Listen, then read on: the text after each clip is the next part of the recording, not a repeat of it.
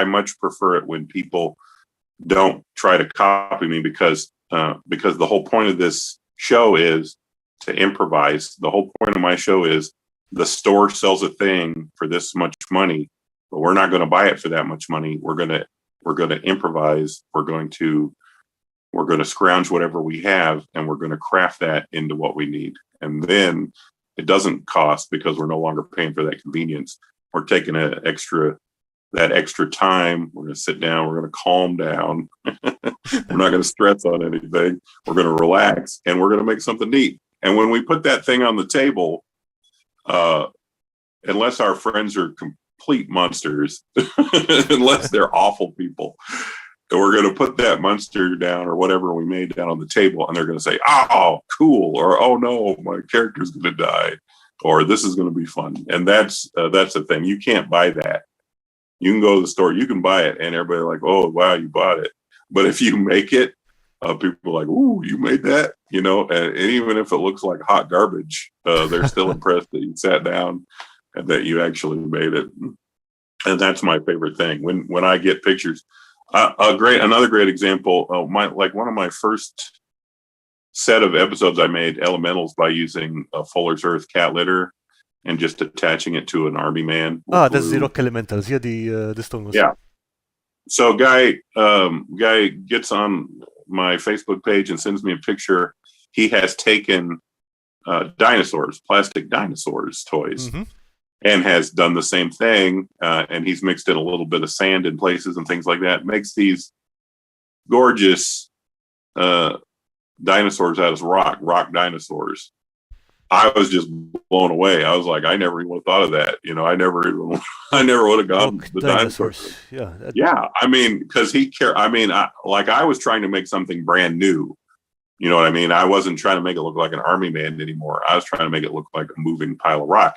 He wanted to preserve the dinosaur nature of the toy. He just wanted to enhance it. Completely different from what my goal was. Yeah. So he posts those up on the thing, and the people loved it. Like everybody on Facebook was like, "Whoa, these are gorgeous," and they were fantastic. I never would have made that. The world never would have seen that. That would have never been a part of my game table. Now it will be, because that guy did that and I saw it. And it was because I showed him. It's because I showed him that you can glue dirt to plastic toys and make a new thing out of it. And it was all he needed was that little bit of kick, that little bit of inspiration in order to make that happen. And that's what I like to see. That's my goal. That's what I'm trying to do. Yeah, it's so much more awesome than just people just following the instructions. Yeah, put in their creativity. And not only that, I don't like people to think of buying. Like, buying should be the last option in my mind. Like, the way I grew up so poor that buying always was the last option. So I learned early on to just do with what I had. I really loved, when I was a child, He-Man and the Masters of the Universe. I loved Thundercats. I loved G.I. Joe and all of those different things. Well, there was no way, like every once in a while I would get one of the action figures, but there was no way I was getting like Castle Grayskull. That was never going to happen, unless somebody's mom gave it away at a garage sale or something like that. It was never going to happen. So I made my own Castle Grayskull out of scraps of lumber and things like that from Dad's woodpile. Nice. And yeah, I had to, because I wanted Grayskull, but that was never going to happen, right? It was never going to happen. So one of my favorites was G.I. Joe. And when I was a kid back in it was like 85 or 86, they came out with aircraft carrier. And this aircraft carrier was as big as a coffee table. Like, it was huge. You could eat dinner off of this thing.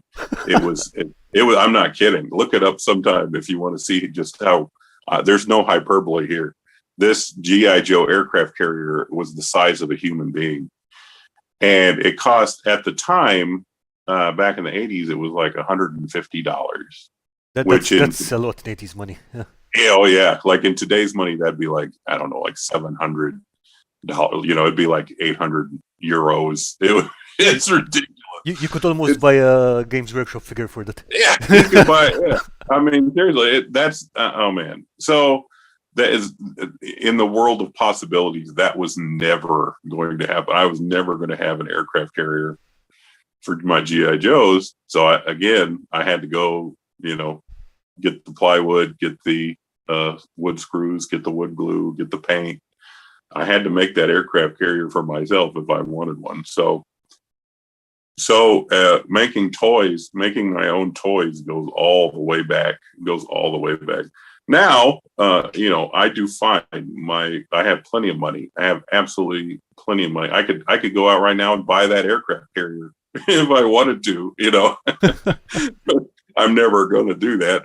But, but it doesn't matter. It doesn't matter to me because I know from experience, I know I don't need to do that. And I wouldn't enjoy it that much anyway. If I just went out and bought a whole big pile of whatever, Whiz Kids figures or whatever. Yeah, if I just went out and bought those, I wouldn't. Yeah, because I've destroyed my hobby. I've destroyed my craft, and I don't have any desire to do that. I would rather. And not only that, what on earth did I inspire other people to do? If I just go out and buy something, what have I inspired them to do? To go out and buy things. That's a good way of looking at it. People don't need inspiration for that. Yeah, I think people get enough inspiration to buy from everywhere else. That's what commercials are. So, 1 second to say hello to everyone in the chat. Hey. So, hi Charlene, hi Cross from Campaign Terrain. How are you doing? David, sorry, I keep messing up your name. Hello again. And with us today is Andy from Dungeon Miser, who should require no introduction. Hope everyone is doing great. Hey, everybody. So, regarding what you were saying, back in the day, I live in the Mediterranean, right? And the place where I live is an island, so we don't really get all the shiny stuff. Especially even with wargaming stuff and so on. I think up to 2000, I think we only had one store. One store, yeah. That sold wargaming stuff, and I don't think they understood the concept of sets. So they would get one of this, maybe one of that. Right, yeah. 68 of those, and so basically most of the time, if you wanted something, you had to build it yourself. And that's the thing. Like, I don't know how much you've read of the old Games Workshop, like the old White Dwarf magazines. I grew up with that kind of thing, so yeah. Yeah, so they used to be really big on crafting. They used to have a lot of articles about how to make your own vehicles and how to make your own terrain and things like that. They taught people a lot of how to, because they didn't have all the vehicles. They would cast a lot of the characters and a lot of the soldiers and things like that. But casting an entire tank in pewter is ridiculous. Like, they had a few of those, but they didn't do it very much. That's why they started getting into plastics, so that they could start making those vehicle kits and things like that.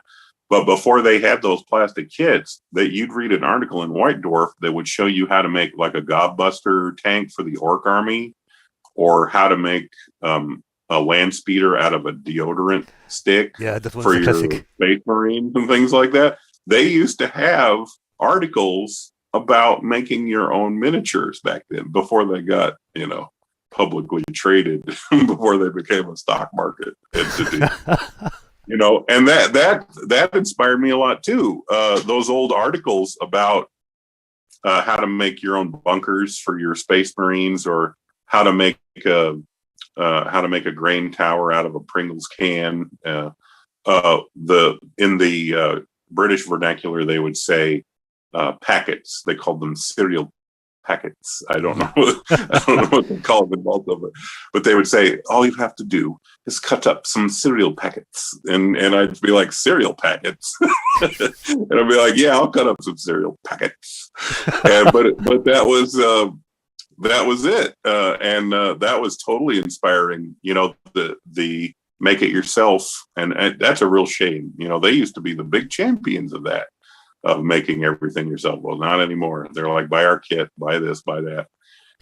And so it's kind of depressing, because those were, if you can ever give a chance to find those old, from the early 90s, those White Dwarf magazines, I really love those. Oh, there's another guy on YouTube, I can't remember the name of his channel. He's a from the UK, and he makes stuff from those old articles. He'll pop open his old White Dwarfs, and he'll be like, let's make this bunker from 1992 or whatever. I think I watched that video, and I remember that because I have the issue where they did that bunker thingy. I gotta look that up again and find that, because he's got quite a few videos. That would be a fun thing to do, because back in the day, Games Workshop put out a book on how to make war game terrain. It was just a whole thick book, and it was how to make, like, build taverns and bunkers and blacksmith shop, you know, and things like that. I think that would be that's actually two books. That's one of them is how to make war games terrain. Yeah. To be honest, I think that's these days that's only worth it for the nostalgia. But back in the day, that's you give that to a kid. Here, you can craft this stuff. It goes places. The other one, I think. The other one was Stonescapes, which was basically a whole book of cutout buildings that you could then put together. And right. Yeah. Those were really good buildings. I think it would be worthwhile to go through and just test that out. You know what I mean? Go through and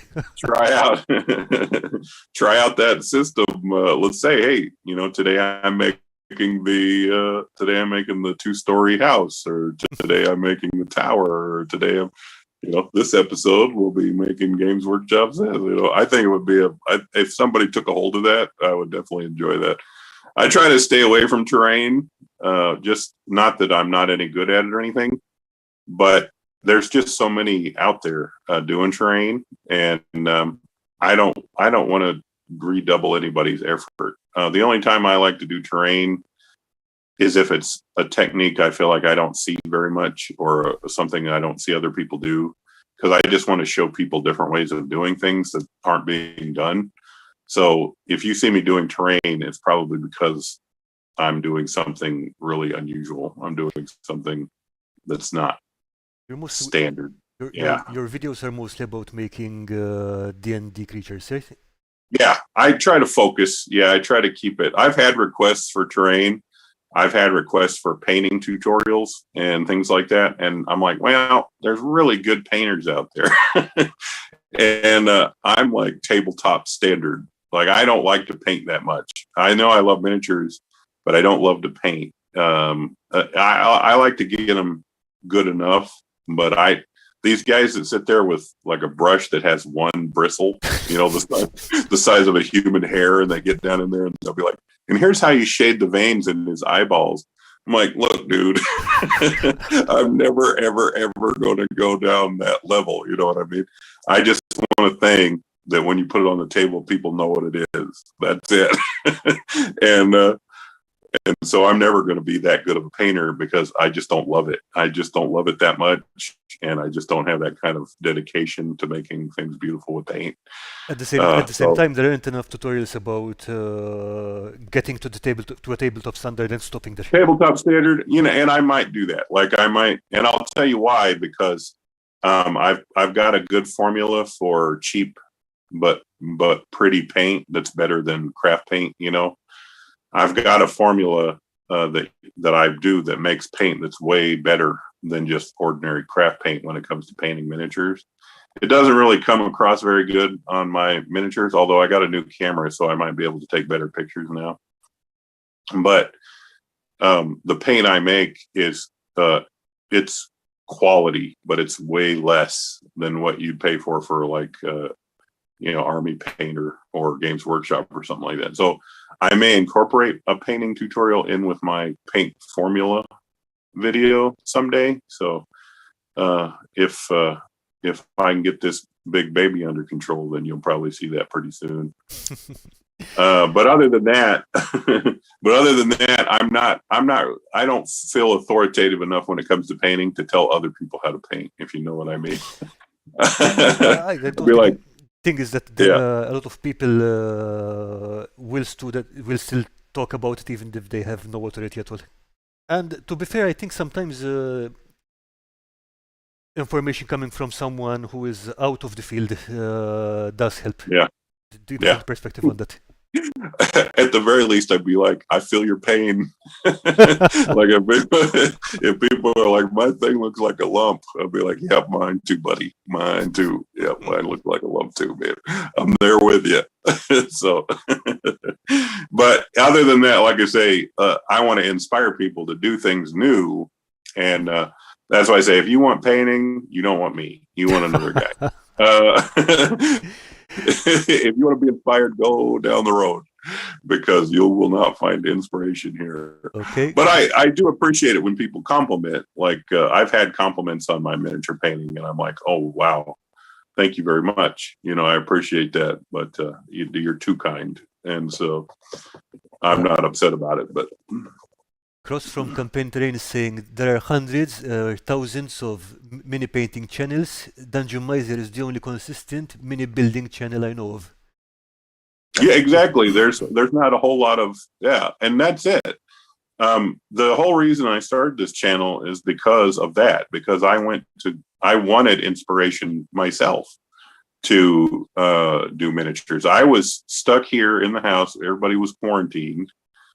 I had plenty of time, and I only had 2 kids at that time, and I had plenty of free time, and I went looking around for some miniatures to do, because I had piles of these army men and dinosaurs and things like that, and I went looking for inspiration to make my own miniatures, and all I could find were people putting together commercial miniatures and people painting commercial miniatures and people complaining about the price of commercial miniatures.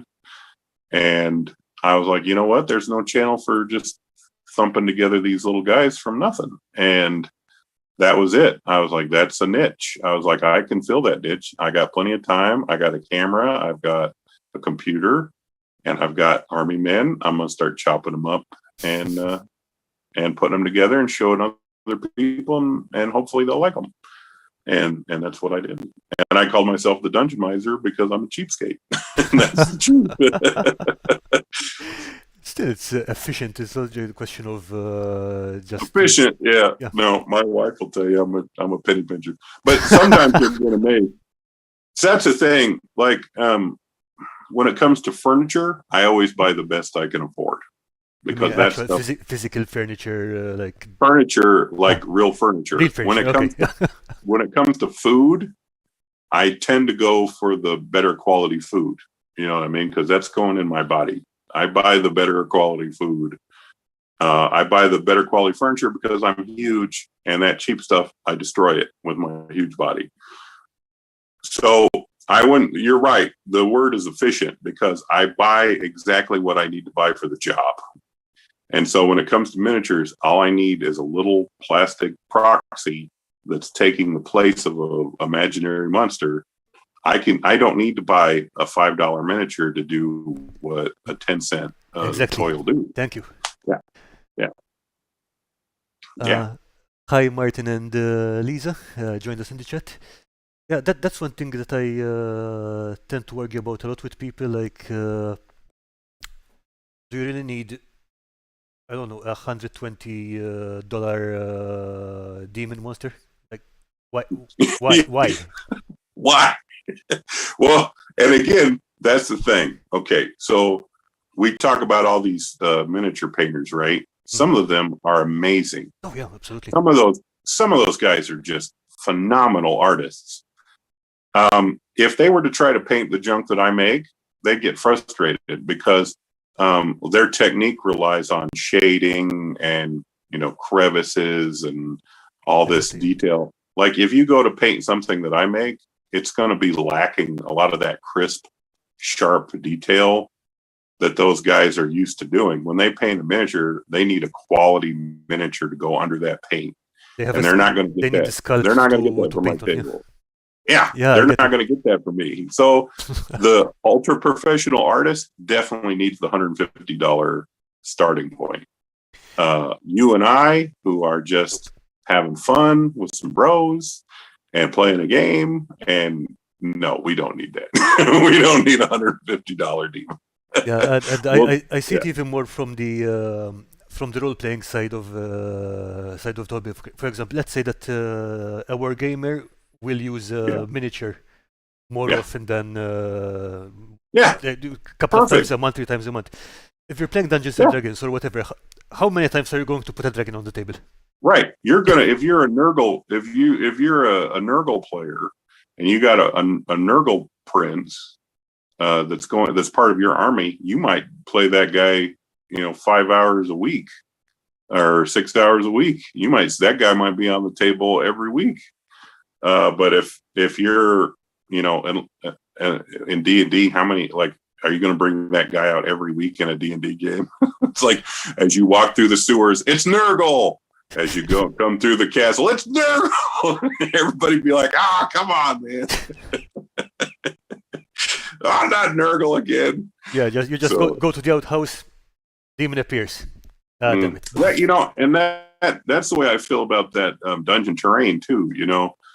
People buy make these really fancy commercial game dungeon tables. terrain or the other stuff. Yeah, people buy those really fancy, Dwarven Forge sets and things like that, and they'll make these huge elaborate setups. I'm like, no, because then you'll make an excuse to just constantly use that over and over. It's the same thing. It's like, oh, here comes the sewer dungeon tiles again. Here we go. I much prefer just a Hero Quest type board layout where the imagination mostly fills in the blanks. Yeah, I mean, over time I've been heading towards the side of the Ultimate Dungeon Terrain from Dungeon Craft. Yeah. It's basically a flat disc of foam with tiles drawn on it. So I love his ethos with the Ultimate Dungeon Terrain. I don't like so much the execution. I think that the foam is expensive for what he's done, and I've actually been working on an alternative to Ultimate Dungeon Terrain that doesn't cost hardly anything, and it's super portable and much less artistic necessary for the creation of it. So you'll see that in a future episode probably, because I do love the Ultimate Dungeon Terrain, but I just don't like the way it's made.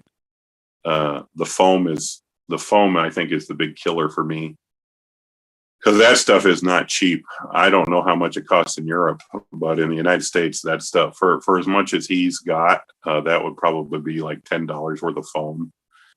And that would be expensive. Yeah, I don't know what it is in Europe, but here that's $10. And that's the thing, like if you don't buy the full 4x8 sheets, then you got to buy it in the little pieces, and the little pieces cost more than the big ones. Yeah, I get you. Yeah, so it just, to me, it works good for him because he's a professor. It doesn't work for me because I'm a miser. So I've got to do, he's a dungeon professor, I'm a dungeon miser. So I've got to do the dumpster version. I've got to do the scroungy trash version of the Ultimate Dungeon Terrain. So that's what I'm going to do. So a question about your projects. Do you actually when you make a model or something, is it something that you're planning to use for a game? Is it something that comes up often in a game? How does it work? So some of it. So when I started doing it, I had no games, no prospects. So when I was considering starting the channel, I just sat down and said, and this is something I used to do when I was a kid, and so it just kind of came back to me as an older guy, and I was like, do I even have enough things to do to make a channel? I was like, do I have enough? Could I work together enough projects to make a channel even viable. Like, would I make 10 things and then I'm done? What would I do? So I sat down and I just started typing out all the monsters I knew I could make, like ones that I had made in the past. So when I got done with that list, I had about 30 something monsters. I had about 30 something just off the top of my head from memory, And I was like, wow, that's pretty good. If I do an episode a week, that's almost a year. So I said, but could I do other things? So I started pulling up monster manuals. I started pulling up the old AD&D monster manual and things like that. And I started looking at monsters. I was like, could I make one of those? Yeah, I could make one of those. So I put it on the list and I just started going down through the monster manual going, yeah, I could make that. And I just started running all of the things through my head that I could make just by looking at the picture of the thing and say, yeah, I could chop up one of those. And then while I was done with there, I had 2 years worth of episodes. Nice. And so I was like, you know what? I think this could be a pretty viable channel. So I still have a list. I still have a list that I go through whenever I'm deciding an episode. I'll go through, and now my friends they subscribe to my channel. They watch. They're like, oh man, we need to play with that. So they come, they come over, and one of my friends, my buddy Scott, he came over one night, and this was after I'd done a few episodes, like 7 or 8 months worth of episodes, and he was looking at all my finished. He would pick up each one and be like, oh, that's amazing. And he'd pick up another one. He just did that for hours. He just came over to my house. He says, my family watches your show on the TV in the living room. I was like, you're killing me. But he's been, we've been playing games for forever. He loves playing games. He absolutely does. So any chance, in fact, we're working on Blood Bowl armies right now. We're going to be playing Blood Bowl. No way. Yeah, pretty soon. All custom build, all scratch built and stuff, yeah? I'm going to do Black Orc is going to be my first one. I don't know what I think Halfling is what he wants to do. I think he wants to do it because he's nuts. But yeah, so I have this huge list of episodes, and I'll just go through, and then even every once in a while, like my next episode, as soon as I get square time, and it's coming soon, Baba Yaga's hut. Ooh. I went just for funsies. I went to price one out just to see on Etsy and things like that. 30 euros. I'm not even kidding. Just for a stinking house on some stinking chicken legs. For the mini, for the for Baba Yaga. Baba Yaga's hut. Baba Yaga's got a dancing hut. It's the one with the chicken legs and stuff. Yeah, but 30 for 30, one. Yeah, 30 euros for a house on legs. I'm like no. That's We can do better than that. So I have figured out a way to do it for less than $2.50 American. And again, people's first instinct is, oh, well, you just sit down and you make a little house like you would with terrain. You know what I mean? And then you try to find some bird legs. I'm like, no, I can do better than that because time is precious too. So you'll see in the episode, I'm gonna make your Baba Yaga's hut, and no terrain building skills necessary. It's just a very simple procedure, and it's going to be beautiful. So I have my list of episodes, but every once in a while, I'll just be like looking on Facebook or looking on Reddit or looking on YouTube or Telegram or wherever I am, and I'll see a picture of something that somebody else has done, and I'm like, okay, I can do that, but for less. You know what I mean? I'll just be like, somebody will make something, and it'll be like, no. Or somebody will buy something, and I'll be like, no. Let's do it for less. Let's do it for cheaper. And so every once in a while, my list of episodes gets forgotten, and I'll and I'll do that. A great example is the last one I did with the gelatinous cube. Yeah. The and the slimes. I get all these people that are like, I made slimes out of hot glue. And I'm like, that's not good. Don't do that. That's hard to paint, and that stuff. And, you know, if it gets hot, that stuff melts. Like that stuff. That's what it's made to do. Yeah. Yeah. I mean, so if you live in the South, you're gonna get, you know, you're gonna lose your slimes. They're gonna melt on you. So don't do that. So I was like, no, we can do better. And same thing. Everybody was making gelatinous cubes out of resin, and resin's not cheap. Yeah, and I was like, no. And then you got to make a silicone mold to go with that resin. That's not cheap. And you're doing that just for 1 or 2 gelatinous cubes. Don't do that. Don't do that.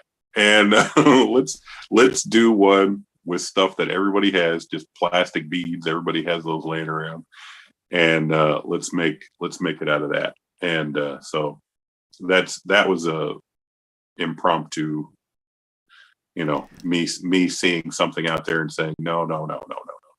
Yeah, sometimes you just have to cheap. step in. Stop it. Stop spending money. Let's do this cheap. I'm a miser. Give me. So.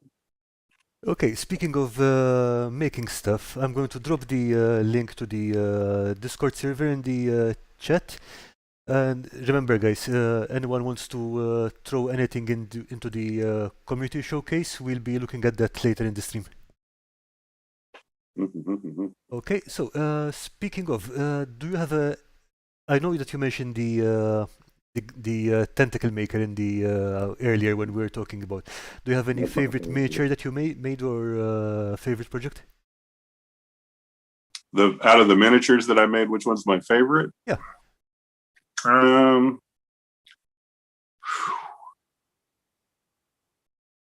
That'd be tough. I love all my babies, but I think one of my favorites is the Nothic that I made, because, and that's just on principle, because I didn't even know what a Nothic was. Okay. I never played a game of D&D that had a Nothic in it, and I never even heard of it. But one of the people who watched my show, he sent me $5 through Facebook. Like, just popped. I didn't solicit it. He just sent me $5 and said, "Hey, do a Nothic." And I'm like, "What? What's a Nothic?" Yeah, I mean, when I saw when I saw the that video, I was like, "What? What?" Exactly. That was my reaction.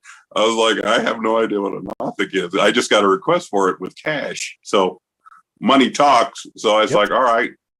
And I went and looked up what a Nothic was, and I still, honestly, I'm not sure what it is, but I looked it up. I was like, okay, and then I looked up how much a Nothic miniature cost, and it was ridiculous. I mean, it was outrageous, and it looked like something I made. It wasn't even that well sculpted or anything like that. It wasn't like a high quality miniature.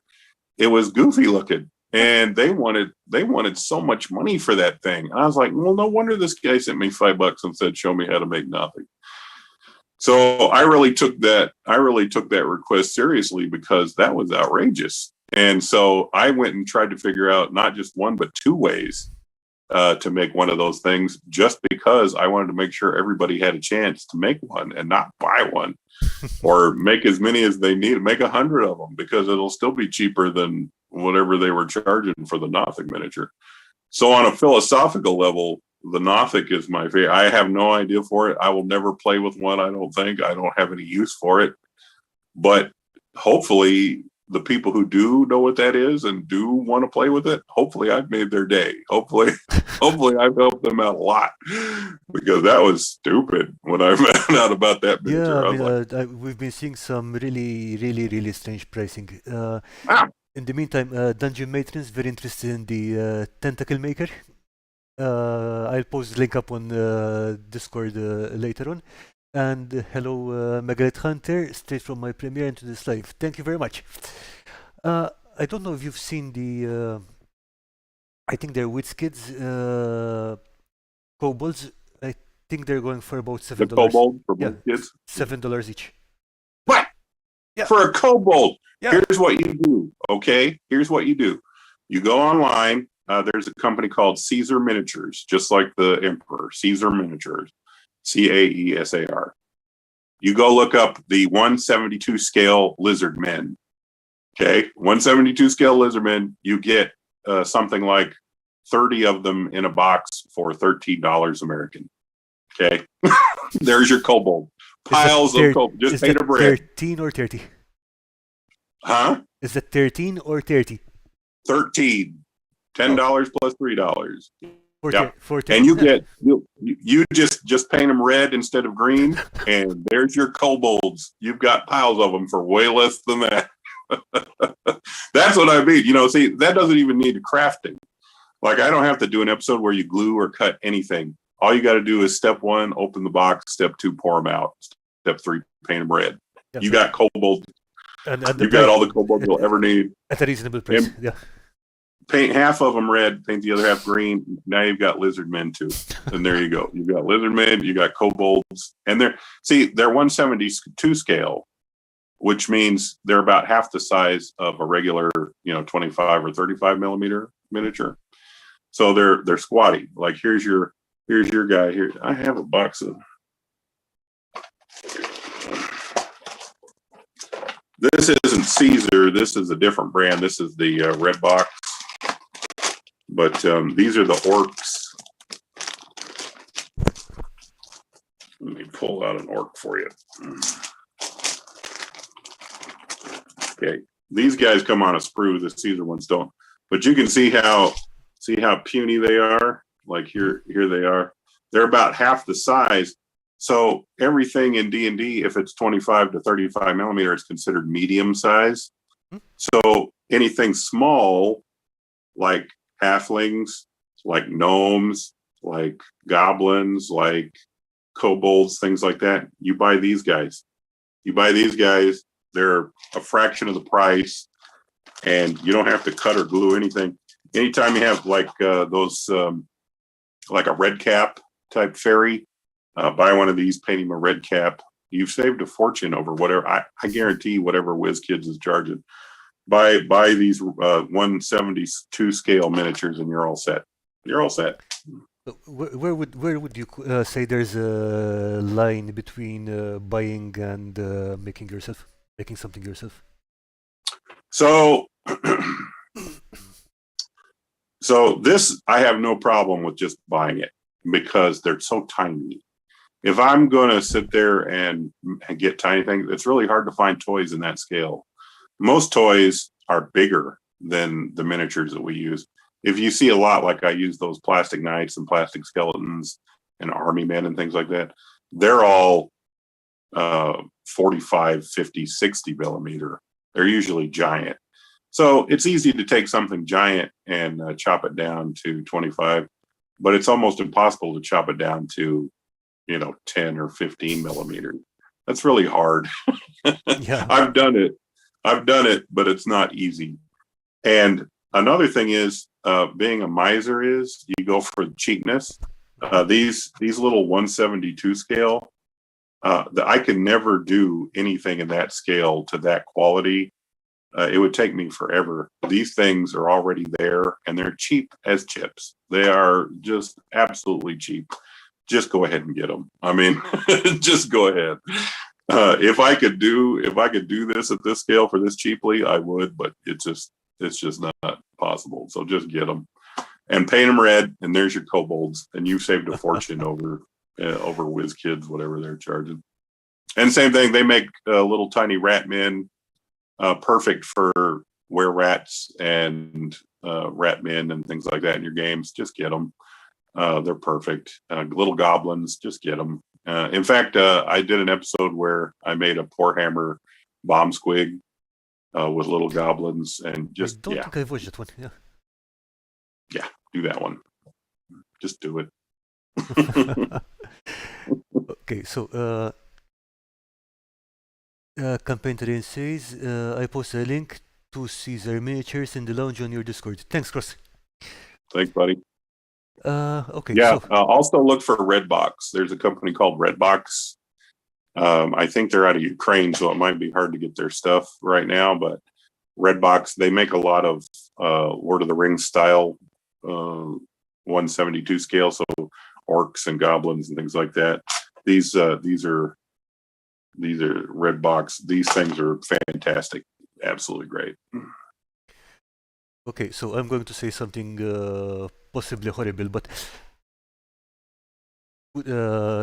just purely based on cost, would you use counters instead of miniatures? Would I use what instead of miniatures? Would you use counters instead of miniatures or Oh yeah, yeah? yeah. In fact, one of my favorite things to use for counters is Scrabble tiles. Really? I can go to the thrift store and I can get Scrabble, an old box of Scrabble for $1, usually or a garage sale or something like that. There's hundreds of little wooden tiles in that box.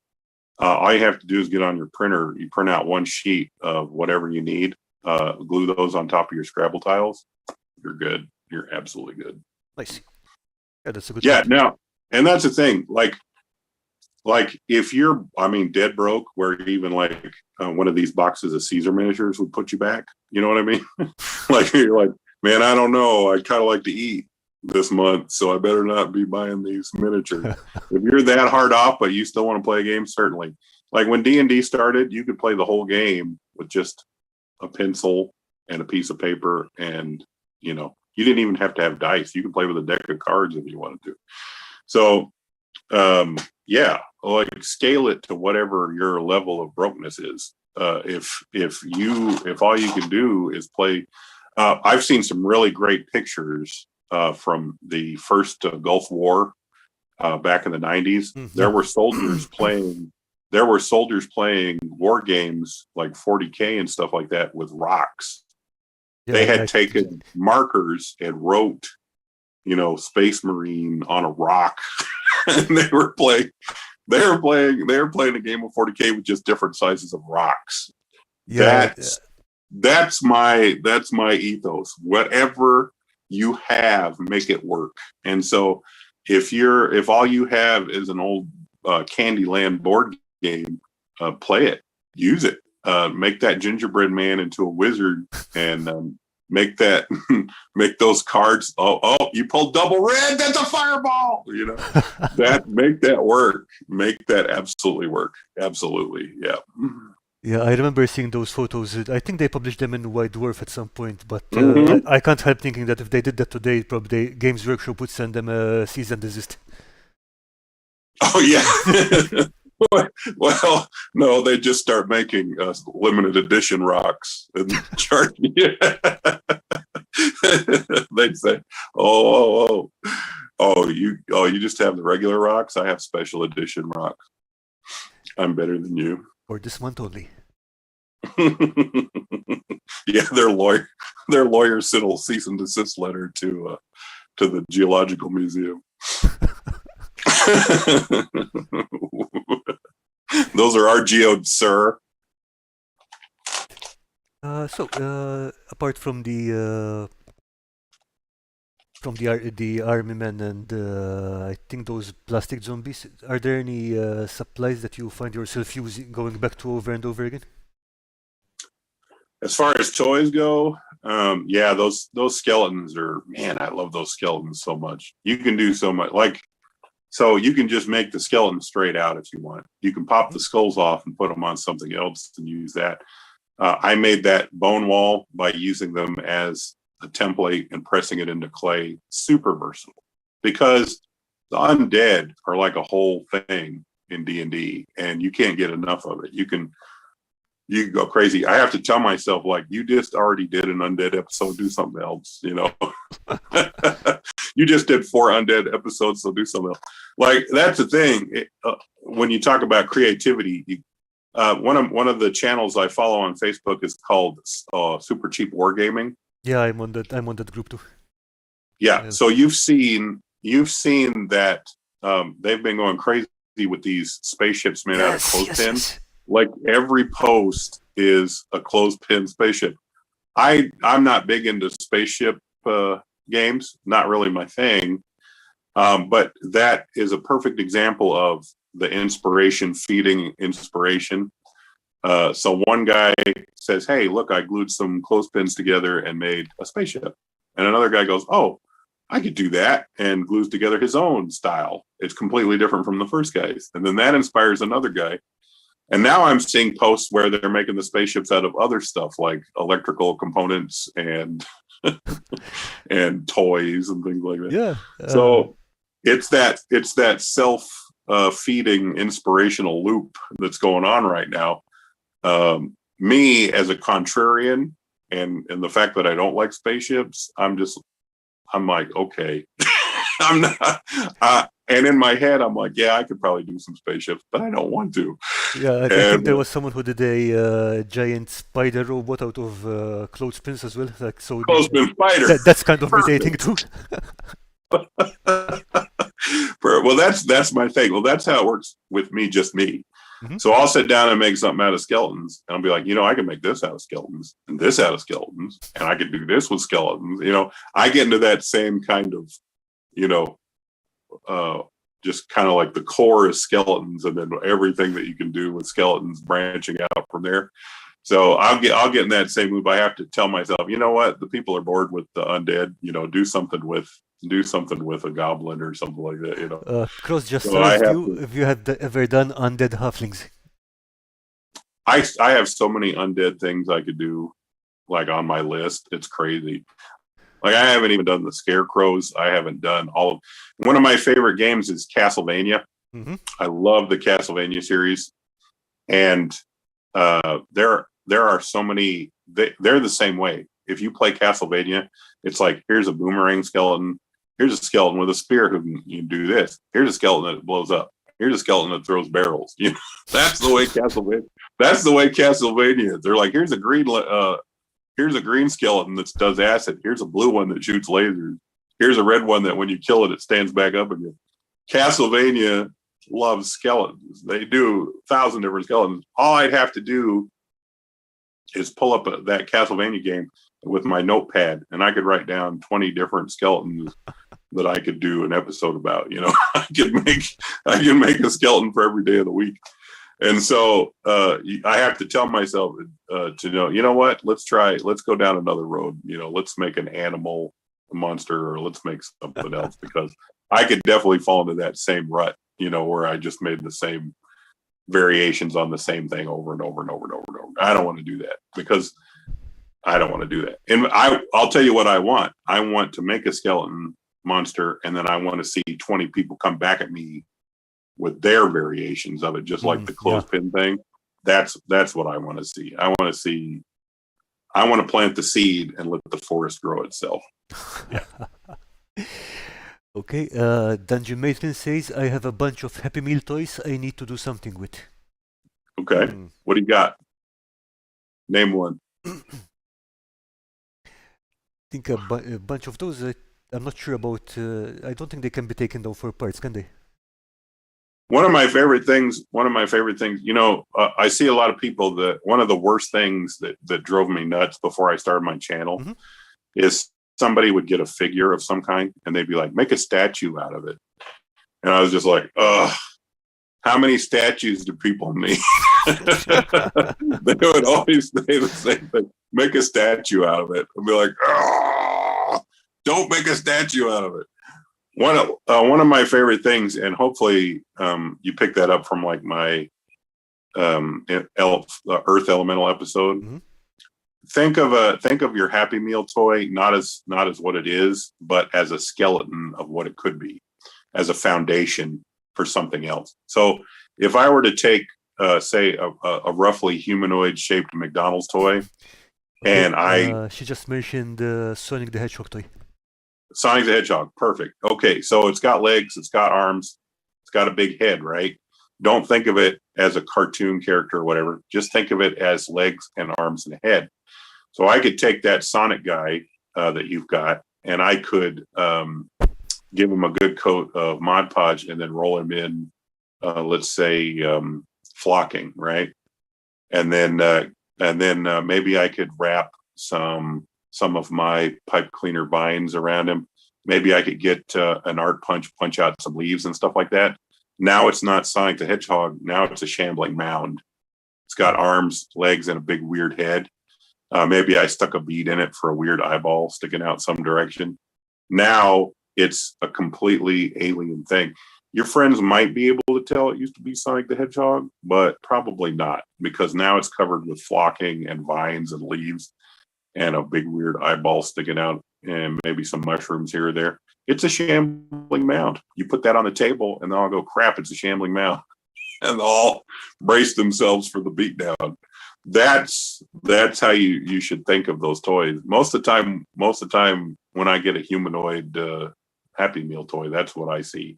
I'm like, oh, this thing's going to be covered with something else. So you just take the general outline of it and then you decide what to slap on it, yeah? Yeah, I mean, you cut the head off of something, like you take a humanoid figurine, you take the head off and put a weird lump in the front where the chest is to make it kind of hunched over or whatever. You completely change that thing, the nature of it. You can take the legs off of it and make a bigger version of my tentacle roller and put a weird serpentine body underneath it. It's weird. It's a monster. Or you can put a lot of little tentacles under it, like a kraken. Weird. You could put the tentacles coming out where the head used to be. Awful. You know what I mean? You just think of that thing and don't be afraid to mess it up. Like, don't be afraid to tear that thing up. It's not like it's a Happy Meal toy is some kind of work of art. It's a mass-produced piece of Chinese junk. Chop it up. Chop those arms off. Chop the legs off. Chop the head off. Drill holes in it. You know, just go crazy. It's and if you mess it up, who cares? There's like 1,000 of them for a nickel. So just go crazy. Go nuts. Don't be afraid. Yeah, tear it up. Anything that goes wrong is just parts for a future project. Yeah, I mean, seriously, you can take a bunch of army men and they look like army men, but you cut the arms off, you cut the legs off, you cut the head off, and then you start piling them up in a big pile. Then you cover the whole thing with, you know, Mod Podge and paint and stuff like that. You've got a really cool, weird thing right there. It doesn't look like an army man, that's for sure. So, yeah, go nuts. Like a good example is my when I made that crab mimic from the Japanese comic book. I didn't use just the crab. I cut up a spider. I used part of its body just as filler, just stuffed it in the chest because it didn't matter. Just stuff it in there, and had a bunch of the legs hanging out in different directions. Didn't matter. The bunch of the legs weren't even touching the crab itself. They were just kind of hanging out of the box, but it didn't matter. Once you got it on the base and stuff like that, just looked like a bunch of legs coming out of a box. That's all you need. That's all you need. That people's brains will fill in a lot of gaps. I learned that a long time ago in art. You just suggest something and people will go the rest of the way. And you do that with your miniatures too. I guarantee you'll have a good time. Yeah, that's an interesting point actually, because sometimes happens to me too. I get stuck trying to build something. Yeah. And you're a perfectionist. You want it to be perfect. Yeah, except that, you know, this whole part of it will not be visible, will not be accessible. Yeah, right.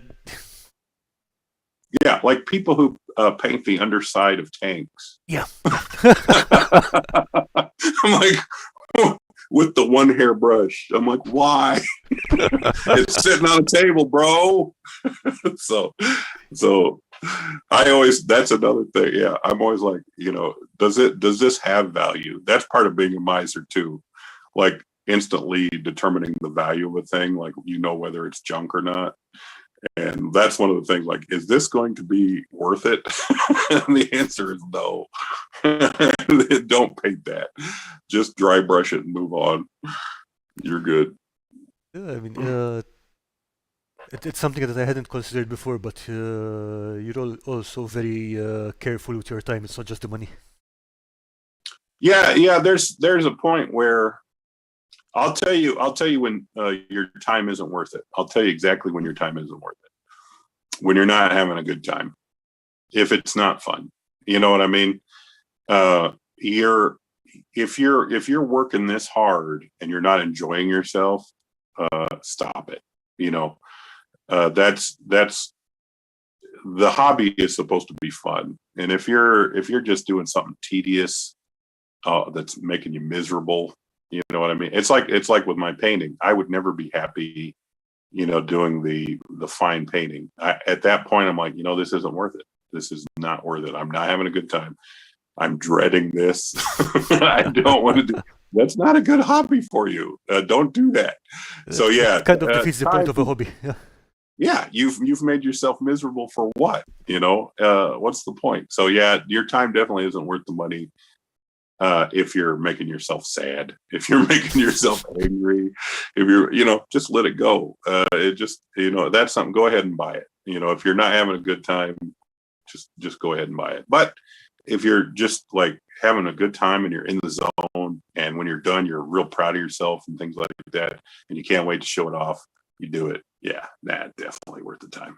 Definitely worth it. Okay, Dungeon Matron says, Andy, you just made my day. Cut off the arms of the other Sonics and glue them together. Instant multi-armed horror. Yeah, there you go. Perfect. What have you done, Andy? Are you inspired? Then my job is done. Yeah, I mean, oh yeah, and the tentacles. I think we'll be seeing a lot of tentacles in the days to come. Lots of tentacles. Yeah, there's something about if you look at the stuff that I make, it definitely is very my own personal idea of a thing. So if you look at my a good example is my gas spore that I made, the beholder looking fungus thing. If you look into any of the dungeon manuals, you'll never ever see a gas spore that looks like the one I made. They don't look like that. I put way more eyeballs on top of it than they have, and I use different colors and things like that. That's a good thing for me, because I have the people I play with are, I guess they call that a metagamer. They're the kind of people that consume the literature. They know everything about a thing up and down, left and right. So if I were to make monsters that looked exactly like they look in the monster manuals and things like that, the people page 36 would be like, kind of yeah, right. That may not be true for some people, but it's definitely true for me. But then I also play with people who are they're completely new to they don't know anything. And I also like to make my own versions of monsters for those people, because no matter what happens in their life from then on, I was the one who showed them my thing. My thing becomes the standard. Everybody else's thing becomes their version, a different version of the thing I did. So for the grognards, I have ruined their metagaming, and for the noobs, I have set a standard. And so that makes me happy either way. So that's why I would encourage everybody to do the same thing also for that. Make it your way, not the book way. That way you'll have the same joy that I have when it comes to that. Yeah, I mean, again, it's part of expressing creativity. For example, let me see. This is do not try to follow. The holder had tried to build. Do not try to follow their patterns. Go your own road. You can be inspired by it, but go your own way. Absolutely. Besides, who says that's what a goblin or whatever looks like anyway? It's all make-believe. It's all made up. Whenever people say, that doesn't look exactly right, you didn't do that right. I'm like, well, it says who? How do you know? I think vampires are all green. Now what? Now what are you gonna do? You gonna go get a real vampire and prove me wrong? So I remember an argument once saying like, that's not a proper dragon because it doesn't have 4 legs, and it's like, what? What? Yeah, exactly. oh, let's just go down to the museum and take a look at a real dragon, Mr. Know-it-all. Stupid. Yeah, I mean, the things that people get rigged up over is anybody who tries to make anybody who tries, and I try to keep that, and I try to keep that out of my fantasy games too. I will read a monster manual, and it'll say like a monster evolved to fill a niche, I'm like, whoa, whoa, whoa, whoa, whoa, whoa, whoa. No, no. Like, here's why this giant plant wants to eat you. A wizard one day threw a bottle of crap out of his window and it landed on a dandelion, and now it's a giant monster. You know, that's what I don't want to hear involved in my fantasy game. It's one thing that I've noticed before. It's like they try to explain everything in every detail. Say what now? Sorry, I mean like the monster manual or any fantasy game background. They try to science everything out. Science it up. Yeah, no. It's magic. Keep going. Out. Yeah, keep your science out of here. This is not aliens. This is, like I say, like, how did this monster come here? Well, one day a paladin killed a demon on this spot, and the blood leaked into the local water supply, and all the fish turned into whatever this thing is now. That's what I want. That's what I want to hear. Or one day, one day a giant chunk of crystal fell out of the sky and it landed on the mountain, and every place that touched, those monsters jumped up out of it. That's what I want. If you go read those old like Roman and Greek and Egyptian mythology, totally, they're crazy. Like they're like I read one where a guy, he killed a dragon, he took its teeth, and then he planted those teeth in the ground like seeds. Yep. And then everywhere that the teeth were planted, a skeleton warrior jumped up. As one does, yeah. That makes no sense. Why would dragon teeth make human skeletons? That doesn't make any sense at all. Perfect. Now we're in fantasy territory. In fantasy territory, you can plant some magic beans, and then a beanstalk that can go up to the clouds will grow overnight, and then you can climb it and you can kill a dragon. There's no evolution. There's no evolution there, There's no science behind that. It's fantasy. So, it doesn't have to make sense. Fantastic. Yeah. Exactly.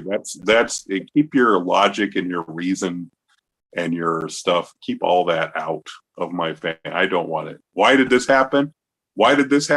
Because an angel threw a lightning bolt at it, and that's why. And that's why it happened. Why is everybody on this continent? Why does everybody on this continent have purple skin? Because they eat a berry that makes them purple. That doesn't make any sense. But okay. I think at some point I wouldn't even throw in an explanation because because elves have pointy ears and dwarves are short, and that's why. The end.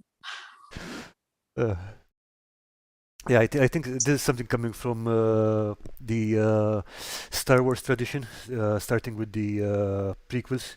Like, okay, now we have to explain the Force in detail in a way that nerds can enjoy the.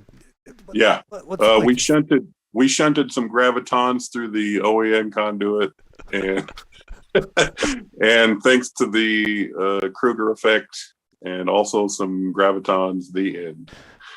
And that's the episode saved. Space magic. Space magic. Yeah. See, and that's a great example. People loved Star Wars. Mm-hmm. They loved the Force and all the Jedis and stuff. And then they had this weird, in the prequels, they had this weird thing about midi-chlorians. Yeah, that's what I'm talking about. Yeah. Ruined it. Absolutely. Everybody's mad. They're like, no, it's space magic. Don't try to explain. Don't try to explain why the Force works, because of microorganisms. Shut up. You're ruining it. Yeah, great example. And that's funny. That's people trying to put sci-fi in sci-fi. And that ruined it. See, keep your sci-fi out of my fantasy. Keep it out. Keep it out. Go play Traveler. Oh, no, that's a name I haven't heard in a long time. I think I tried to play Traveler once. I got bored halfway through character creation. Yeah. Yeah. There's never, I've never really known people that I only played 2 sci-fi role-playing games back in the day. I played a version of Cyberpunk, and I played a version of Rifts, when I was back in the day, Mm-hmm. but nobody really wanted to stick with it. I don't know if I've never met anybody who likes sci-fi role playing that much. I think people like it kind of as a diversion for a little bit, but for me, it's always been the fantasy games. So I don't know. I'd have to ask other people about it because I just am not an expert on it. But everyone I've ever known, they just didn't stick with it. They just don't like it. But it just doesn't endure like the D&D type stuff does. So I'm sure there's some psychological reason that some genius could tell me, but I don't know what it is. I have no no clue, idea. but now that you mention it, yeah, I think I've seen that same pattern with people. Yeah. I mean, I'm cool with it. If I had a bunch of people that were really into it, I could definitely run a sci-fi game. You'd love it. And in any style, if you like space opera, if you like survival horror, if you like whatever, I could run it. I have no doubt because I did, and we had a great time. It's just that people just naturally gravitated back to the fantasy, to the sword and the sorcery, and I don't know why. I can't tell you, but that's just the way it was, just the way it is, and that's why I tend to not do a lot of sci-fi stuff on my show, just because I know there's more of a demand for the fantasy stuff. Yeah, it's kind of interesting also that as we were talking about earlier, with wargaming, it's almost the opposite, with more people going to the sci-fi stuff. That's weird too. I don't get it because I really enjoyed the fantasy with the archers and the catapults and things like that. Yep. And I really, and that's the thing too. Like if I were to make terrain, if you were to ask me which terrain would be easier to make, sci-fi or fantasy, it's sci-fi hands down. Sci-fi is the easiest terrain to make because there are so many things in our world that are geometrically perfect. I can find bottles and packaging and cans and appliances and things like that, and they're all engineered perfectly with plastics and metals and cardboard and things like that. They're all geometrically perfect. Fantasy is the opposite of that. You've got organic shapes. Yeah. When it comes to fantasy, you've got a hand-built hut made out of irregular stones, and you have wooden planks, and you have haphazard shingles, and you have a lot of rustic farming and things like that. It's so much harder to make fantasy terrain because it's so much more imperfect. You can't shorthand it. You've got to if you make it too perfect, everybody's like that's too perfect. It doesn't look like fantasy. They're like, it looks like a piece of trash. But if you do the same thing with sci-fi, they're like, ooh, that piece of trash looks like science, Ooh. Necromunda it's basically playing gang wars in piles of trash. It's made for, so it's a weird conundrum, for you. People want to play the fantasy, but the world we live in is built for sci-fi. So it's quite the conundrum. So you just got to deal with it, I guess. But yeah. If I had a show where I just made sci-fi terrain, I could bang it out, and I could do 100 episodes a week. It would be so easy, with all the trash that we have. I was doing. I put out a video with casting from a from some food packaging this morning. Yeah. Yeah. It's there. Just pour stuff into it, out, paint it, go. Yeah.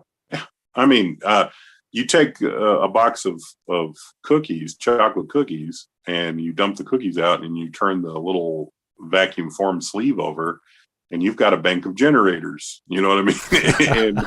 and you take the little plastic box that your blueberries and strawberries come in, and you put one on top of the other, and you have an administrative building. And it's just so easy. You take a broken toaster and you take the guts out. Look at all the wires and cables and panels and all kinds of good stuff. It's so easy. Just one broken VCR is enough for me to make a Necromunda table. Just it's just so easy. And but that's the thing. Like I I don't want to do that. Like, I don't think that would be a good show. Maybe it would. Maybe I'm dumb and I don't know, but I'll tell you what, it'd be a whole lot easier. It'd be a whole lot easier than doing what I do. I mean, it would be easier, but I wouldn't dismiss it. One of the things that I see with new crafters, for example, is that they tend to ask for permission, kind of thing. Like, Yeah. can I do this? Can I put these two things together? Can I?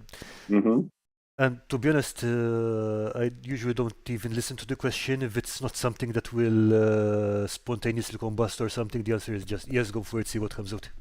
Yeah, yeah, and I've seen some amazing terrain made from just bottle caps and little strips of plastic and things like that. I've seen some just outstanding sci-fi terrain. There's a guy I used to follow for years. He doesn't really update his website much anymore. He's more of a chat room guy now.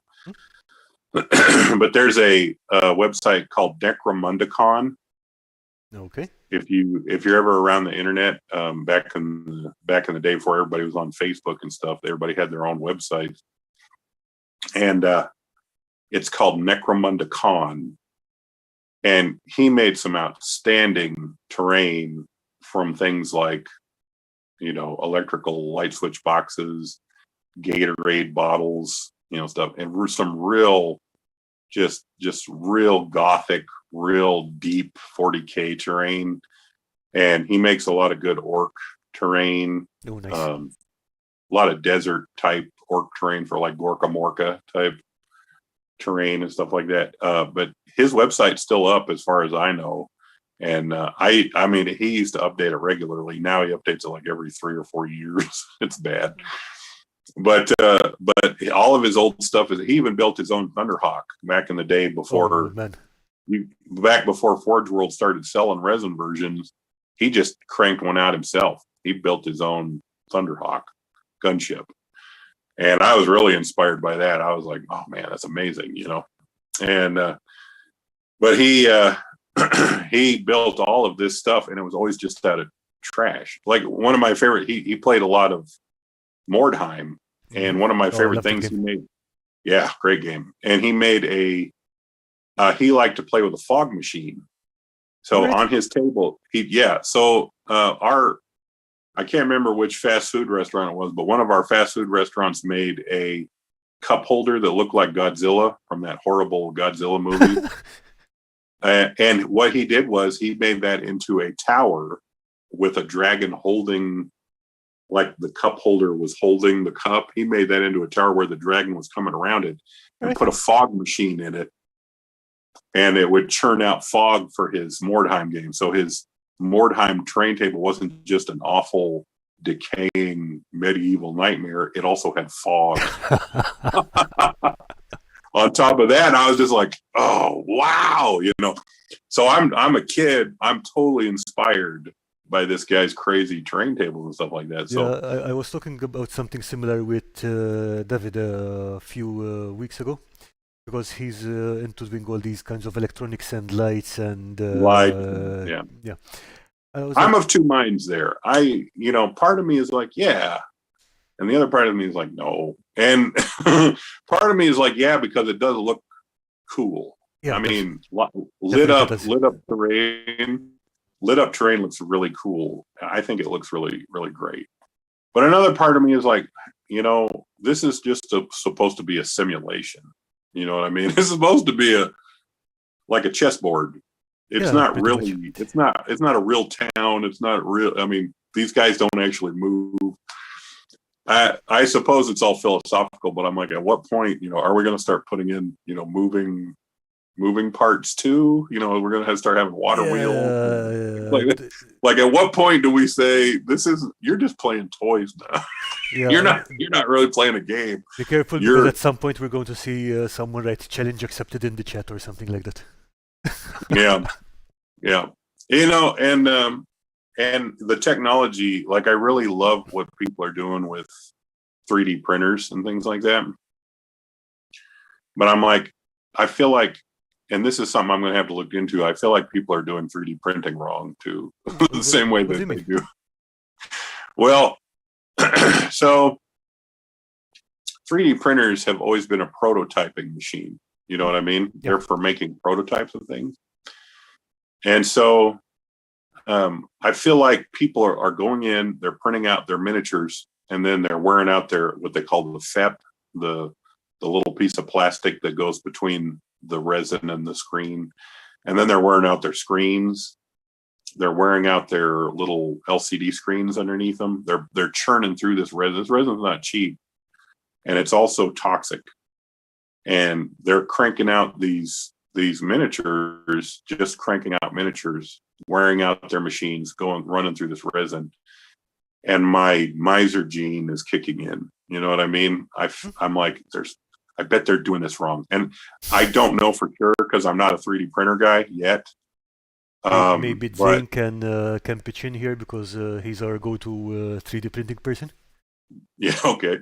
I feel like once I get into it, it'll be just like I do with everything. I'll be like, you know what? There's a cheaper way of doing this. There's a safer way of doing this. There's a, you know what I mean? I feel like once I get my hands on it, I'm going to start showing people. Same thing with my green stuff roller. I'm going to be like, hey, how about instead of doing it like this, watch this? You know what I mean?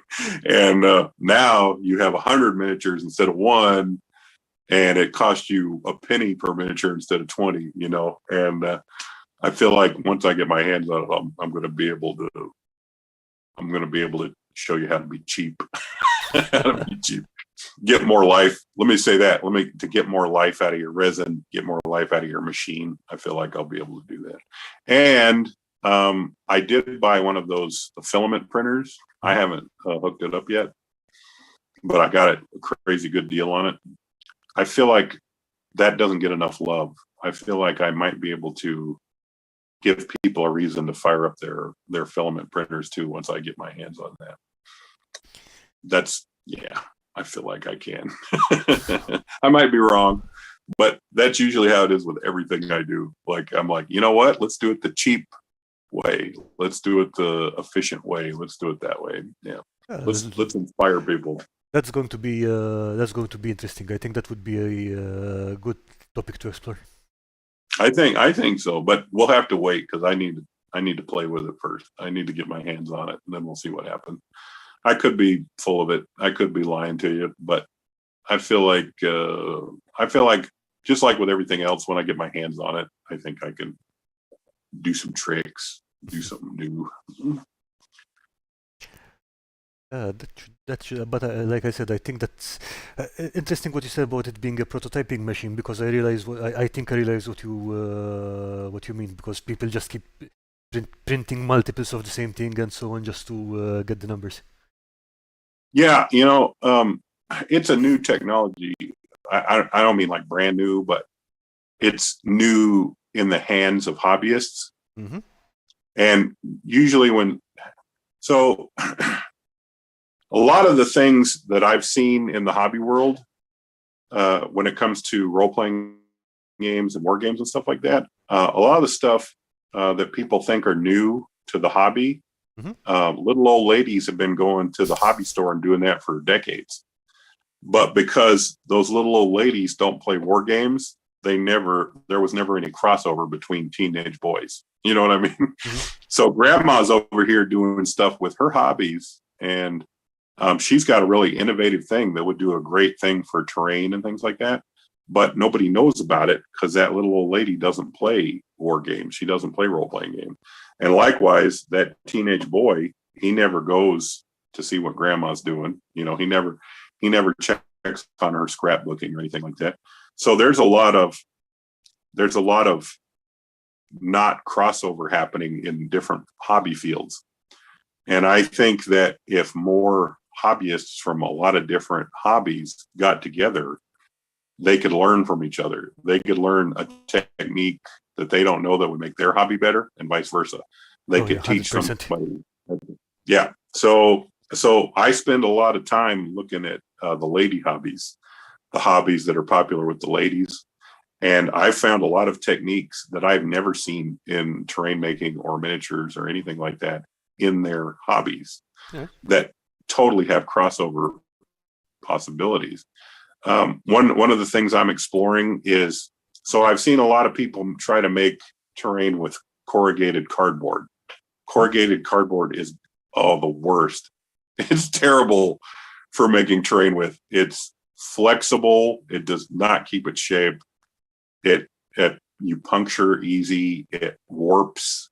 It's just awful stuff. It's just awful. It sucks up paint like a sponge. Corrugated cardboard is awful. But I was snooping around the ladies' hobbies, and I found this lady who makes corrugated cardboard into clay. Oh, all right. Okay. So she takes the cardboard, she soaks it in water because it's an awful sponge. She soaks it in water till it's sopping, and then she mixes it with PVA glue, grinds it up in an old blender until it's pasty, and then she lets it dry. She presses it out until it's like clay, until it's spongy. It's gone into this semi-liquid state where you can mold it. That's good for terrain. Clay is expensive, and a lot of people don't like to work with it because of its cost. But you can do a lot of amazing terrain stuff with clay. You can also do really good basing for miniatures with clay. You can also use clay to make extra parts like arms and legs and stuff for your miniatures. Now, cardboard goes from being this worthless junk you never want near your table. Now you turn it into this cardboard clay. Now we have some possibilities. Yeah, I want to experiment with that clay and see what I can do with it. You know what I mean?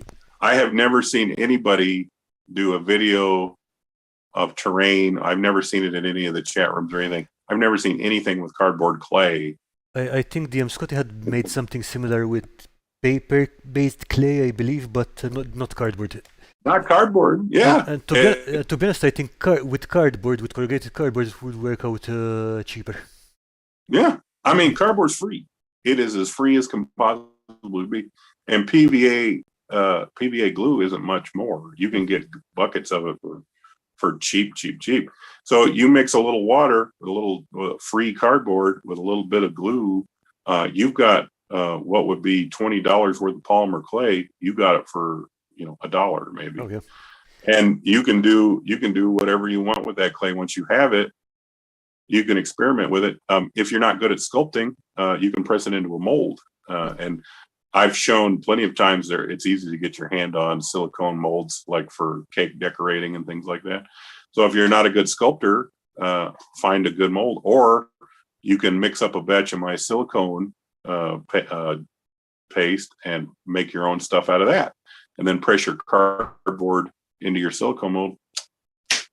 No one's ever gone down that road before, and it's just because I went and looked to see what the ladies were doing. Like I'll probably never be a scrapbooker, but hey, I'll check out. A good example is my slimes. I've been making those slimes for years because when I was a kid, a lady showed me how to make Christmas ornaments out of those beads. All right. Yeah. So I learned from a lady doing ladies crafts, making Christmas ornaments, that you can melt those beads into Christmas ornaments. Well, fast forward, now I'm making slimes out of them, things like that. And I took a chance to see if I could make a gelatinous cube, and it worked too. So, yeah. So that's another thing I would say. Go check out other people's crafts. Like maybe you're not into RC cars, but go see what those RC car guys are up to. Maybe you're not into paper mache, but see what those paper mache artists are doing. Maybe you can get inspired to do, how about those train guys? I learned how to make some pretty realistic water effects from toilet paper from a train guy. The train guys are the train guys are another level entirely. Yeah. Train guys, go check out what the train, like maybe maybe you could care no less about trains. Like for me, I think they're interesting, I guess, but I would never dedicate myself to those hobby trains like those old guys do. They fill up a whole basement. Yeah, exactly. I don't have the time or space for that. No, like I have no interest in that whatsoever.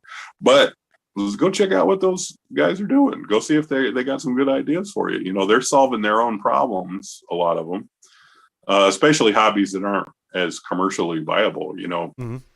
Those hobbies that are just weird, where it's just a guy doing his thing. Go check out what those guys are doing. They're solving problems. Those problem solving applications may have applications for us too. So I'm always on the lookout for see what the other hobbies are doing. And those ladies are smart. Those ladies doing their lady hobbies.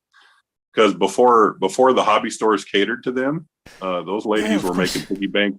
They were making piggy banks out of bleach bottles and stuff like that back in the 70s, and they were on it. So even without any support from big chain stuff, here's your kits and stuff. Yeah, that's a good point. Yeah. That's a very good point. Yeah. I can't even count how many. Like who was the guy who figured out that you could string two cans together and make a telephone out of it? You know what I mean? Yeah. Go check out what the other hobby people are doing. They might have solutions to problems that nobody else in our group has thought about. So check them out. So Dirk Crafts is saying, absolutely, Andy. My wife does gnome crafts, and I have picked up some interesting ideas from her. Mm-hmm. Yeah, your wife's a smarty. Okay. Campaign Terrain says, that's how I feel about EVA foam. Cosplayers and LARPers use it all the time, but so few tabletop role-playing and wargamer crafters even know it exists. Mm-hmm. Yeah, great example. Yeah, that's why I say I'm always on the lookout. Look for a video for my cardboard clay experiments, and that'll be pretty soon, probably. Okay, Tim Llewellyn, I have made some fairly decent building ruins with corrugated cardboard. I agree it's possible, but I think sometimes the effort to get them, especially to get rid of the corrugation it still shows through somehow. Yeah. Possible, but it takes a lot of work. Now, here's the thing. If that's all you've got, do it. You know what I mean? If, like I said, if you're broke joke and all you can get your hands on is corrugated cardboard, make it work. But let me see if I can find a better way. let me see if I can make that cardboard easier to work with. Because man, I hate that stuff.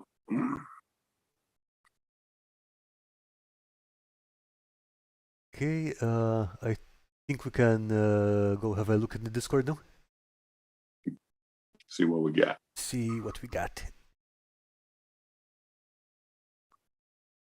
Okay. Great. If anyone wants to drop any more stuff in right now, can go ahead. It's the 0424 channel. And we've got another trompa from Earthman Brick. Oh, Earthman Brick, yeah. Good friend of mine. Yeah, in fact, he gave me a challenge. He gave me a challenge to make stuff from trash. That's why I went sci-fi with that challenge, because it's so easy. It's so easy to make sci-fi from trash. That's why I did it. I think you had built those Tesla coils and the little gun turrets, yeah? Yeah. It's so easy. It's so easy to make stuff sci-fi. Like, if you were to give me a trash challenge and said, nope, you can only do fantasy, I'd cry a little bit, because it's a lot harder. It's not impossible, but it's just so much easier to do sci-fi from trash. I mean, especially when you have orky stuff, sci-fi stuff, it tends to... if you do orc, Earthman's, I love his orc stuff. And I get sad every time I see it, because I want to make orc stuff so bad. every time I see one of his videos, I'm like, ow. So right now, a lot of people are, and that's the thing with the 3D printers. Right now, people are printing out those Titans. Those really, everybody's always wanted a Titan, but they're just so stinking expensive. They want those giant robots stomping across the field. I'm still not sure why, because they're useless. They're absolutely useless. But everybody wants one because they're just so epic. They're just so iconic. You know what I mean? It's just like, it's like the Ferrari of of 40K. Everybody wants one. And so as soon as everybody gets a printer, they start cranking out the Titans, right? They start printing for days, printing all these pieces. I totally get that. I totally understand that. I will never do that. If I get a 3D printer going, you will never catch me printing out a Titan. I will never do it. I might print out pieces for one. You know what I mean? Gun turrets and things like that. Okay. But I will never print out a Titan because I've seen people build Titans out of stuff, out of junk, and especially an Orc Titan. And so right now I have probably the components for 3 or 4 giant Orc machines sitting in my storage right now because I will build it. I will build my own Stompas and Gargants and things like that. It's going to happen. So every time I see Earthman Bricks videos, I just like, I want to build all the Orc things, but I never do. I never do it because I'm doing all the other stuff. So, but I'm glad somebody's doing it. Okay, we've also got some work in progress from Martin, another great kid basher. I think he's making some ships for Stargrave. Stargate? Stargrave, yeah. It's a Sounds new good. science fiction version of Frostgrave. Okay. Okay, I'm thinking. Yeah, I've never been much into those space games, but I do appreciate it. I do, when people make those, I do like those a lot. I'm not sure, but I think this might be part of a detergent bottle and some green stuff, if I'm seeing correctly. Do I need to push a button to see that stuff? Are you on the Discord or maybe Oh, you can't. You're not sharing it on the screen. I thought you were sharing it. For some reason, Zoom decided it didn't like my my virtual camera, and it won't start again. Okay, and now and you're back. Okay. Okay, there. Yeah, perfect.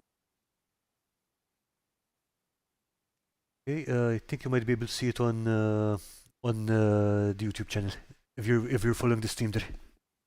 Well, no, I better not mess. I don't want to mess up anything. I'm afraid if I push buttons, everything will go haywire. So yeah, I mean, streams tend to do fun stuff to the technology.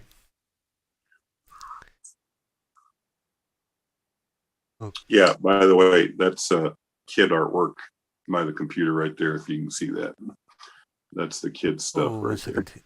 Every time they bring me something, I put it up. 1 second, because we're going to need to show that then. Okay, could you point to them again? Right up there. You see the kid. That's Valentine's. And then then that's I don't know what that is, but it's blue. So yeah, my daughter, she really takes after me when it comes to art. She very much loves. She'll spend hours on a coloring book page, or she was really into making collages, which kind of upset mommy. Why is that? She would take a piece of paper and some scissors and chop it up into pieces and then tape it back together. Little bits of paper everywhere. Drove mommy nuts. Regardless of whatever the paper was and stuff like that? Or did yeah. Yeah. Oh, okay. Yeah. Like chop up coloring book pages and wrapping paper and and whatever, and then glue it all back together again and tape it and make a big mess. So yeah, messy like daddy. Daddy makes a big mess. So yeah, and you were mentioning that your youngest is now almost a year old. Almost a year, yeah. He's about 10 months old, so he's almost there. Yeah, he's a big old chunk. Big old chunk. Poor guy's been going through teething. He's growing new teeth, so that always makes him snarly. But yeah, he's a good boy. I love my kids so much. That's why I don't get upset. You know, I haven't made a video in probably 3 or 4 or 5 months, but because of the kids. But I'm not mad about it. You know, I don't. It's not their fault. You know, they're little kids. They just need their dad. So they get the priority. But, yeah, of course they do. I mean, yeah. They're going to, they got to come first. Come on. Yeah, and you sound like you understand that, but I don't think a lot of people do.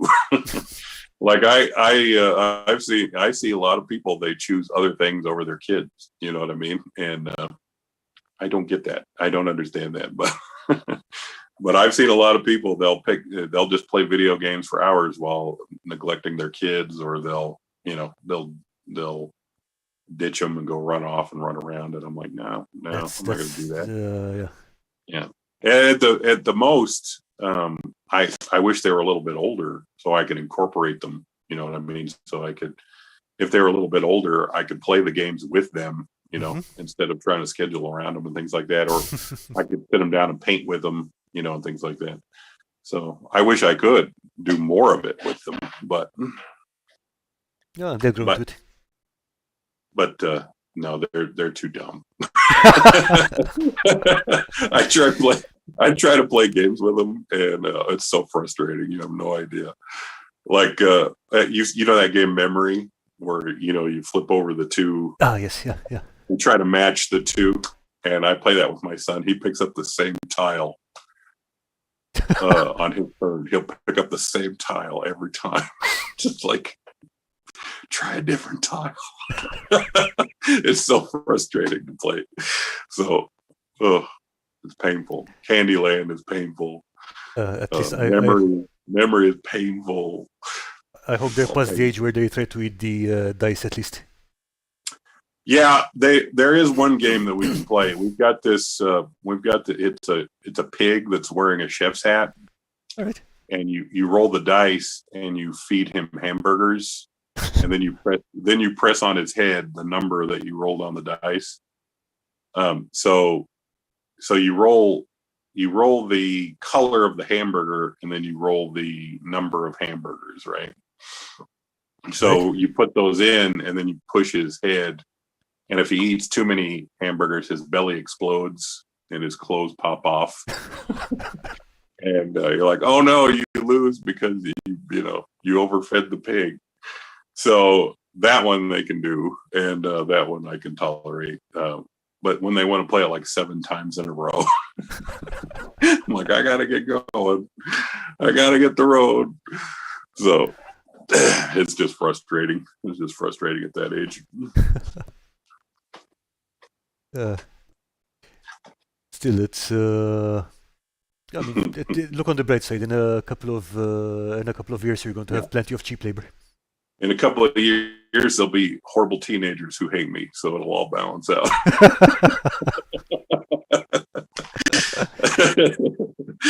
So my choice, those are my choices. Being a parent is hard work, but it's whatever. It's worth it. Yeah, and the plans for the near future. I know you mentioned those videos you're planning and stuff like that. So anything else that you're thinking about? So my big project, and I'll go ahead and tell you about it. My big project is that. So one of the things that bothered me about commercial modules for D&D and things like that is the weird eclectic mix of monsters.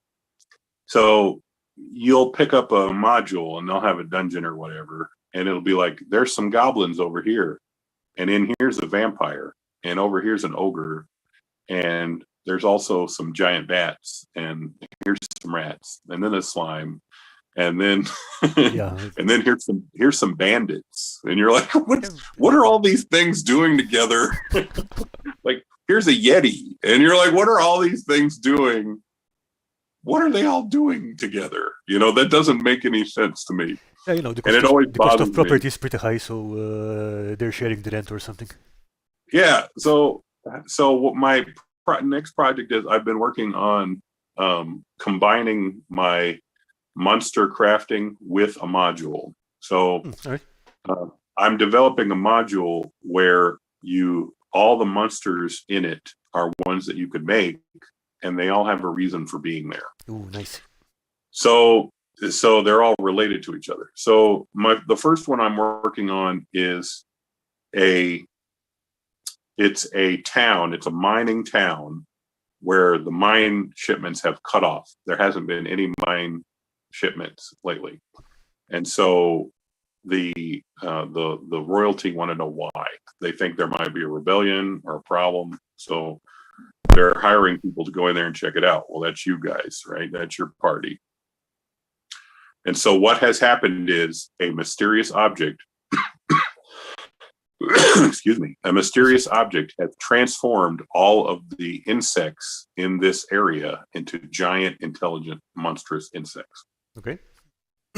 So that couples with my show is I found a bag of novelty insects on a line that you can get for $9, and it has a gross 144 insects in it of all shapes and sizes. You get the gamut: cockroaches, spiders, grasshoppers, crickets, grubs, you name it. It's got the bugs, wasps, everything.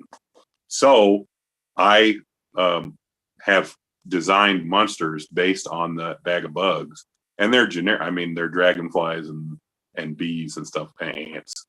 You can get these anywhere. Like, I don't care where you are in the first world, you can walk into a store and walk out with a bag of these bugs. They're just bugs, giant bugs. Giant plastic bugs are ubiquitous. You can buy those anywhere. So I've designed about 12 monsters so far based on these giant bugs and made them into monsters and enhance them. I'll give you a tidbit. You take a scorpion, a miniature scorpion, and you take the tail from another scorpion and you put that next to the other tail, and now you've got a displacer scorpion. So right? Yeah. So and then it's enhanced in other ways too, to recognize the mutation that's caused by this otherworldly force, So I'm making a series of episodes based on that module. So you can get the module, then craft these bugs. You've got the whole adventure, and it's a 2-part adventure. You've got the whole thing. You haven't spent more than $10 probably for the whole shebang. Nice. And then, of course, you can reuse that. You can reuse those monsters for other things too if you want. And you don't, of course, have to follow my step by step. You can say, you know what, I want mine to look this way, or I've already got this bug, I don't even need to buy it.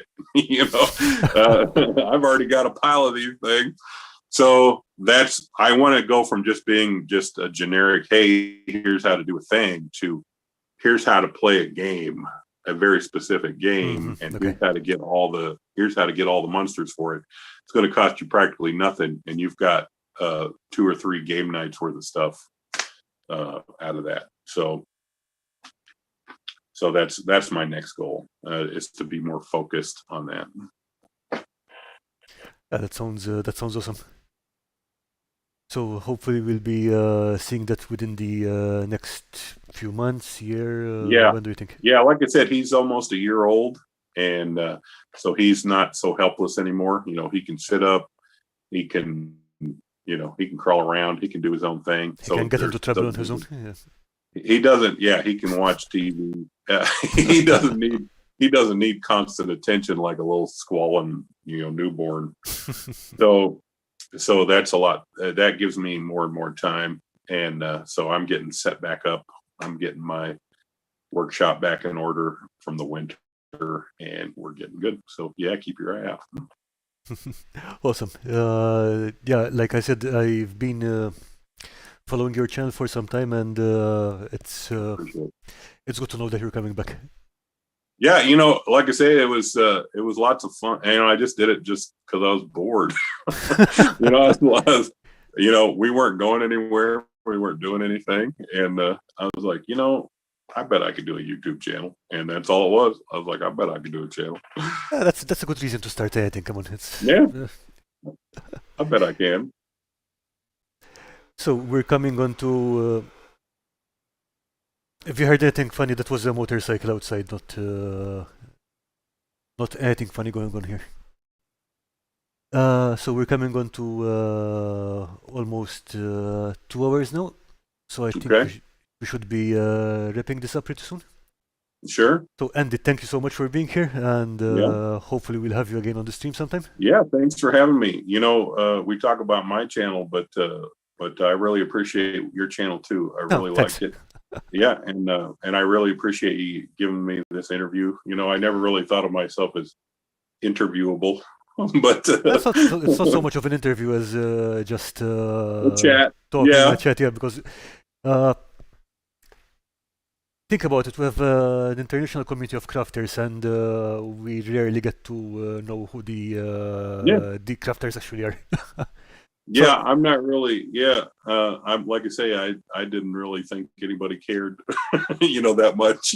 But yeah, if people want to hear what I have to say, No, I mean, just we appreciate your ideas, we appreciate yeah, your stuff, and hearing you discuss this in detail, it was really interesting and quite a lot of fun. So yeah, thank. and I would invite anybody like my uh under the videos, if any one of my videos, if you have any requests or you need more detail than I provided or anything like that, feel free to ask. I can poke at my phone at work, so I could even answer at work. Like if you have a question, just let me know, and or if you have a request for a miniature, like I said, the Nothic was one of my prides because of I was able to help somebody with something that was just awful. If you've got a miniature that you want me to see if I can solve with cheap toys or whatever, I'll give it a shot. Make a request. I'll see what I can do. Okay. Yeah, if I can think of something, I will definitely be bugging you about it. Yeah. So, thanks everyone in the chat, and we don't have anyone lined up for next week yet. Still need to confirm some stuff, but probably we'll be back again next Sunday. So, thanks everyone. Bye. Thank you. Thank you.